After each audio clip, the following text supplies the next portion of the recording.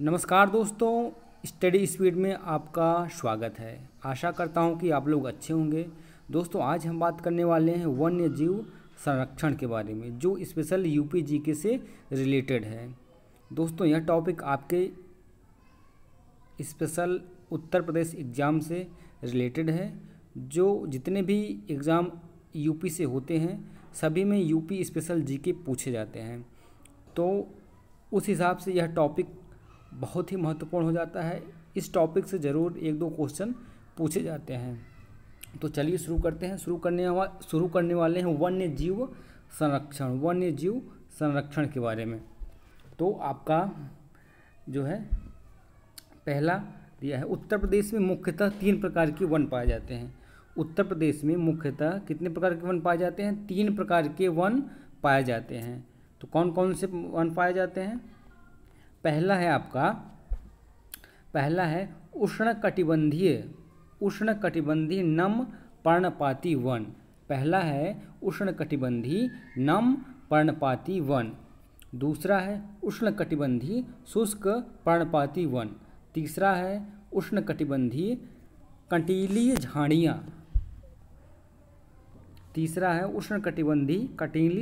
3 प्रकार के वन पाए जाते हैं। पहला है उष्णकटिबंधीय नम पर्णपाती, दूसरा है उष्णकटिबंधीय शुष्क पर्णपाती और तीसरा है उष्णकटिबंधीय कटीली झाड़ियाँ। या तो आप सीधा सीधा याद कर सकते हैं, नम मतलब एक गीला, शुष्क मतलब सूखा और एक कांटे वाली यानी कटीला, बाकी उष्णकटिबंधीय तो कॉमन है। तो इस तरह से आप याद कर सकते हैं। तो आगे वनों पर आधारित उत्तर प्रदेश के कुछ प्रमुख उद्योग जो स्पेशल वन पर आधारित हैं। तो जैसे आपका दिया है वेंत, फर्नीचर, कत्था, माचिस एवं प्लाईवुड। ये सब बरेली, नाजिबाबाद और ज्वालापुर स्पेशल इसके लिए केवल फर्नीचर के लिए जाने जाते हैं। और कागज़ का प्रमुख केंद्र सहारनपुर है। दोस्तों, यह इम्पोर्टेंट है, कई बार आपकी परीक्षा में पूछा गया है, तो इस पर हम स्पेशल फोकस करेंगे। कागज़ का प्रमुख केंद्र कहाँ पर है? सहारनपुर में है। कहाँ पर है? सहारनपुर में है। कहाँ पर है? सहारनपुर में है। यह स्पेशल जो है स्पेशल फोकस करेंगे इस पर। कागज़ का प्रमुख केंद्र सहारनपुर है। दोस्तों, पक्का याद कर लीजिएगा, यहाँ से क्वेश्चन ज़रूर पूछा जाता है। और अगला है बीड़ी, चीनी, मिट्टी के खिलौने। कहाँ पर? पहला स्थान जो है मिर्ज़ापुर जिला और झांसी है। मिर्ज़ापुर जिला और झांसी है। यहाँ पर क्या बनते हैं? बीड़ी, चीनी, मिट्टी और खिलौने के समान मिर्ज़ापुर और झांसी। वही हम बात करें लकड़ी के खिलौने, तो लकड़ी के खिलौने सोनभद्र और वाराणसी में बनते हैं। लकड़ी के खिलौने सबसे पहला जिला है सोनभद्र और वाराणसी। अगर वही बात कर लें हम खेल का सामान, ये स्पेशल फोकस करना है आपको, कई बार परीक्षा में पूछा गया है, चाहे यूपी पीसीएस का ले लीजिए, चाहे यूपी SSC का ले लीजिए। तो हमें लगता है कि यह क्वेश्चन सदाबहार कह सकते हैं, सदाबहार क्वेश्चन कह सकते हैं इसको। तो खेल का सामान मेरठ में। खेल का सामान कहाँ पर? मेरठ में। चलिए आगे बात करते हैं। राष्ट्रीय चंबल वन्य विहार योजना। राष्ट्रीय चंबल वन्य विहार योजना उत्तर प्रदेश में मध्य प्रदेश तथा राजस्थान राज्य सम्मिलित है। यानी कि जो राष्ट्रीय चंबल वन्य विहार योजना है उसमें तीन प्रदेश यानी कि उत्तर प्रदेश, मध्य प्रदेश और राजस्थान संयुक्त रूप से सम्मिलित हैं। राष्ट्रीय चंबल आपका क्वेश्चन बन जाएगा। राष्ट्रीय चंबल वन विहार योजना में कितने राज्य संलग्न हैं या सम्मिलित हैं?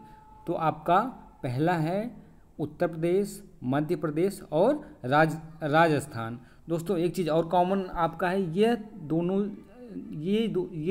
जो दोनों राज्य हैं मध्य प्रदेश और राजस्थान, ये उत्तर प्रदेश की सीमा साझा करते हैं।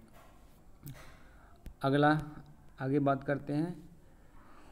वर्ष 1935 में देहरादून में मोतीचूर। वर्ष 1935 में देहरादून में मोतीचूर वन्य जीव विहार यानी कि राजाजी राष्ट्रीय उद्यान, अब इसे कहते हैं राजाजी राष्ट्रीय उद्यान का स्थापना की गई थी।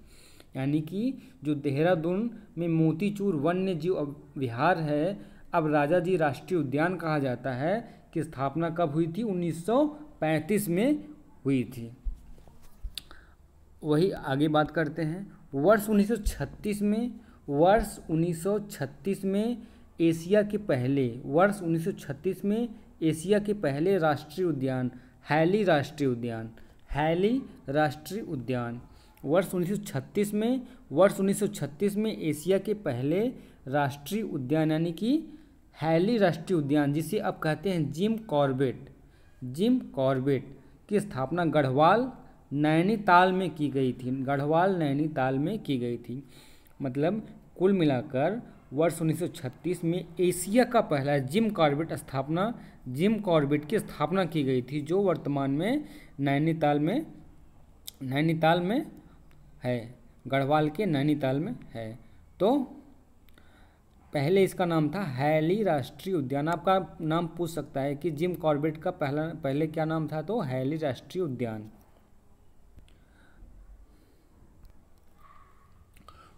अगला है वर्ष 1956 में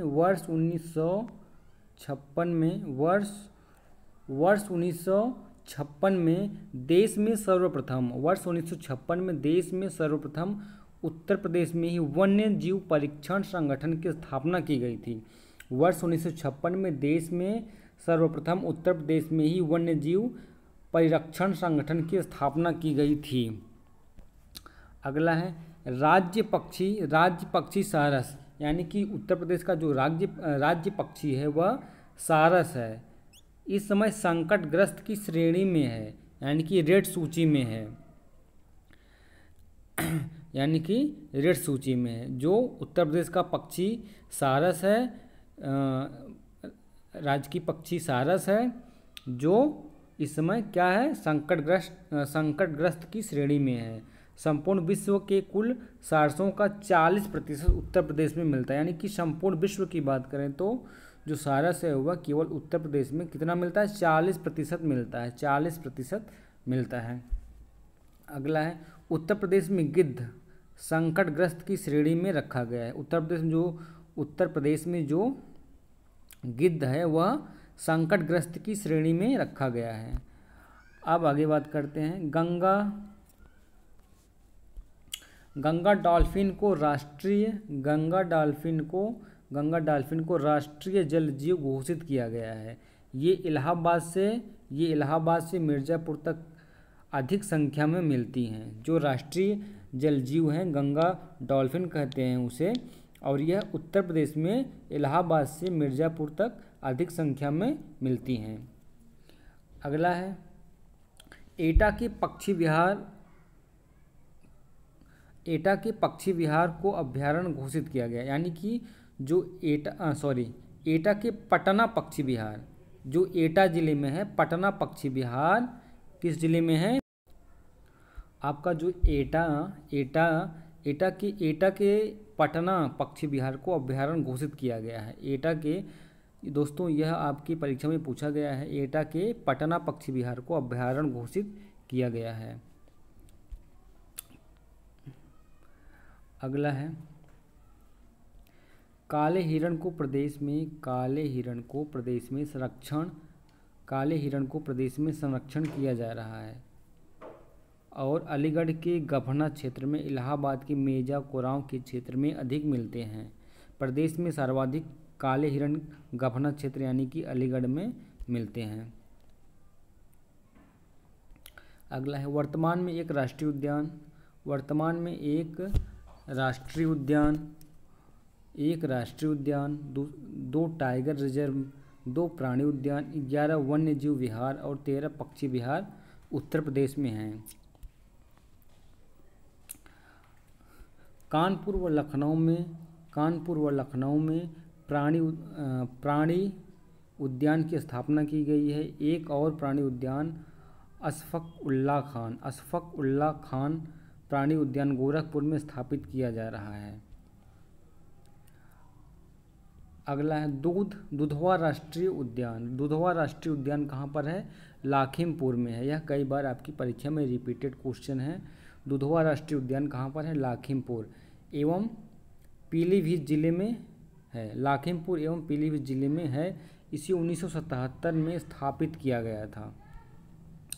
अगला है टाइगर रिजर्व। अगला है टाइगर रिजर्व। यह जो है दुधवा राष्ट्रीय उद्यान को प्रोजेक्ट टाइगर के तहत 1987 में लाया गया था। बाद में इसे किशनपुर एवं कतरनिया घाट वन्यजीव विहार को टाइगर रिजर्व के अंतर्गत लाया गया। बिजनौर के अमनगढ़ क्षेत्र में उत्तराखंड के कॉर्बेट टाइगर रिजर्व के बफर क्षेत्र के रूप में इसे घोषित किया गया है। अब वही बात करते हैं पीलीभीत। तो पीलीभीत शाहजहांपुर के वन क्षेत्र को मिलाकर पीलीभीत टाइगर रिजर्व के रूप में जून 2014 में घोषणा हुई थी। यह प्रदेश का दूसरा व देश का 45वां टाइगर रिजर्व है। कहाँ पर है? पीलीभीत। शाहजहांपुर के वन क्षेत्र को मिलाकर पीलीभीत टाइगर रिजर्व के रूप में जून 2014 में घोषित किया गया था। ये डेट ये सन आपको याद करना है। जून 2014 में घोषणा हुई थी। यह प्रदेश का दूसरा व देश का 45वां यानी कि 45वां टाइगर रिजर्व है। वन्य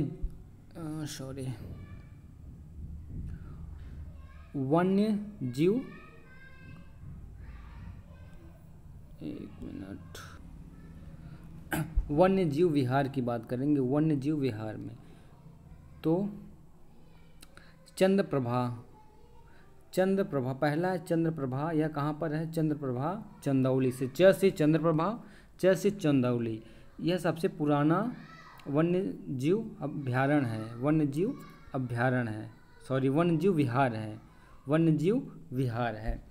चंद्रप्रभा से चंदौली। से चंद्रप्रभा, से चंदौली। यह सबसे पुराना जो है विहार है। यह 1957 में जो है बनाया गया था। अगला है किशनपुर दुधवा राष्ट्रीय पार्क लाखिमपुर खीरी में है। किशनपुर दुधवा राष्ट्रीय पार्क कहाँ पर है? लाखिमपुर खीरी में है। अगला है कतरनिया घाट। कतरनिया घाट कहाँ पर है? बहराइच में है। अगला है रानीपुर चित्रकूट में है। अगला है राष्ट्रीय चंबल इटावा में है। अगला है कैमूर सोनभद्र में है। अगला है महावीर स्वामी, यह ललितपुर सबसे छोटा है। महावीर स्वामी ललितपुर सबसे छोटा है। अगला है सोहा गिवरवा, यह महाराजगंज में है। अगला है सुहेलवा, यह श्रावस्ती में है। अगला है कछुआ, यह वाराणसी में है। अगला है प्रदेश में सर्वाधिक क्षेत्रफल में विस्तृत हस्तिनापुर वन्यजीव विहार है। यानी कि सर्वाधिक क्षेत्रफल की बात किया जाए तो यह हस्तिनापुर वन्यजीव विहार है। यह 2037 वर्ग किलोमीटर में इसका विस्तार है और इसका विस्तार है। यह मेरठ, मुजफ्फरनगर एवं गाजियाबाद जिले के संयुक्त रूप में फैला हुआ है। कहाँ पर? मेरठ, मुजफ्फरनगर और गाजियाबाद। कौन सा? हस्तिनापुर वन्यजीव विहार जो है क्षेत्रफल की दृष्टि से सबसे बड़ा है। बब्बर शेर सफारी कहाँ पर है? बब्बर शेर सफारी पार्क इटावा में है। कई बार परीक्षा में पूछा गया। बब्बर शेर सफारी पार्क इटावा में है। अगला है